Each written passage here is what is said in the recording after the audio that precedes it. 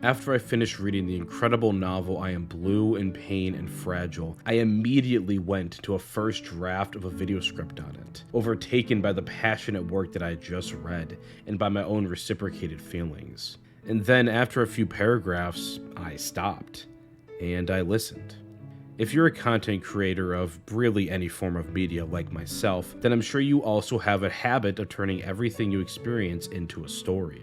I will play this game or watch this movie because I will feel something that I can then turn into a video. Even more so, all these emotions that I feel, all the pain and joy, that will be used in my next story. These thoughts can become overwhelming, feeling as if emotions, whether your own life or derived from some media you've consumed, has its worth measured by how well it can be repurposed into some artistic endeavor. I do this all the time. But then today I stopped. I had this bittersweet yet beautiful feeling in my chest, all coming from the story that I had read, and I could feel myself losing it. As soon as I opened Google Docs and started writing, that feeling started to quickly wither away, left only with the thoughts of how I can make these sentences more appealing. And I don't want that. As much as I love talking about media, what I love even more is experiencing these stories, letting them change me, soaking them in. Often making videos can bring me closer to them, of course, but sometimes it has the opposite effect. It becomes a job. Beautiful, euphoric moments are always fleeting. The slightest distraction can rip you right out. I got back into my car after finishing the novel and immediately went to turn on the radio. And then again, I stopped myself. I don't want to move on to the next thought yet. In this age of instant gratification and a disturbing amount of stimuli everywhere, it's so easy to immediately let those moments pass, to stop yourself from thinking. But I don't want that. I want to spend the next 20 minutes in the car remembering the words on the page, the geese as they walked by along with the gentle breeze. I want to swim in those emotions for as long as I can, to truly burn this story into my mind. And maybe those emotions will indirectly be used later for one of my own stories. Or maybe they won't. The point is that it doesn't matter.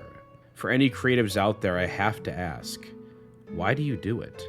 Write, draw, photograph, speak. If it is truly to make a living based off something you enjoy doing, then I surely can't blame you or say I'm really much different.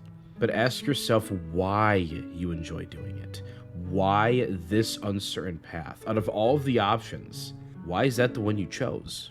And I think many of you will come back with the answer of exploration. You wish to explore your own mind through characters, explore the vast world through words, explore the delicate intricacies of society through pictures. That's certainly what compels me to do it, because that's just what I enjoy doing.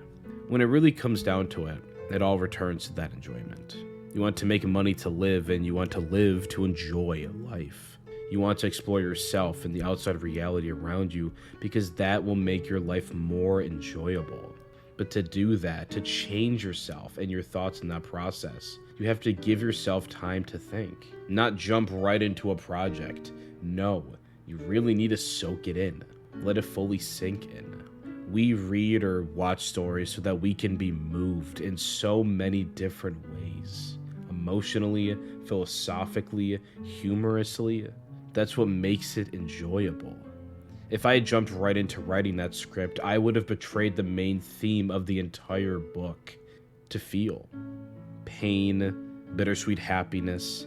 I Am Blue in Pain and Fragile wants you to accept those things. Feel those things in full. Because that's what it means to live your life. To feel. Whether that be by reading a book or making a friend. Those feelings are valid.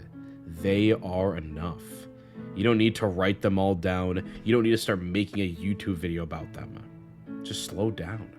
There is no point in reading the story if you don't let it change you. So let it. Don't lose that overwhelming of raw emotions that only an ending to an incredible story can bring you. Not so fast. Enjoy that beautiful moment.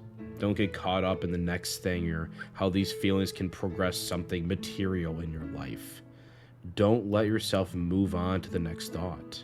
Hold on to it for as long as you can. feel what the story is trying to tell you.